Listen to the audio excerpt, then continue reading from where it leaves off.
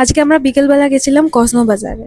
প্রথমে এই ক্যাপগুলো দেখছিলাম পিঙ্ক কালারের, আমার খুব ভাল লাগছিল। তারপর ভাবলাম পিঙ্কটা কিনেই ফেলি, কিন্তু সামনে ওই স্মাইলটা থাকার জন্য আর কিনলাম না, আমার একদম ভাল লাগছিল না। মেনলি জিমের জন্য টি শার্ট কিনতে গেছিলাম আমি, কিন্তু একটা জিনিস কিনতে গিয়ে তো আমরা কখনোই একটা নিয়ে বের হই না, আলটিমেটলি দুজনেই ভীষণ স্পেয়ার করি, এটা খুবই ব্যাড হ্যাবিট আমাদের। অ্যান্ড অ্যাজ ইউজুয়াল দুজনেই অনেক কিছু দেখতে শুরু করলাম, ব্যাগের ওপর অনেক অফার ছিল। তারপর আমি এখানে আমার টি শার্ট দেখছিলাম, টি শার্টস এর কালেকশন অতটাও কিছু খাস ছিল না, বাট অনেক বেছে বেছে কিনতে হচ্ছিল আর কি। আর আমার একটুখানি ওভার সাইজ লাগতো জিমের জন্য যেহেতু। তবে আমার শেষমেশ একটা ব্রাউন আর একটা অরেঞ্জের ওপর মানে ভালো লাগে, কিন্তু কোথাও না কোথাও গিয়ে ব্রাউন কালারটা নিতে ইচ্ছা করছিল না। অ্যাকচুয়ালি আমার কাছে ব্রাউন কালারের একটা টি শার্ট অলরেডি আছে, তাই জন্য নিইনি। আর এই লাইট গ্রিন কালারের এটারও একটা আমার কাছে সেম কালারের টি শার্ট আছে, বাট তাও এটা কিনে নিলাম। আর এরপর ব্যাগগুলো ওর খুব পছন্দ হয়েছিল, অনেকক্ষণ ধরে ও ভাবছিল যে কিনবে কি কিনবে না। তবে আমি একটা ব্যাগ কিনেছিলাম, অফারে পেয়েছিলাম। তবে ব্লুটা ও কনফিউশনে ছিল যে নেবে কি নেবে না, বাট আমি ওকে বললাম যে হ্যাঁ চল কিনেই ফেল।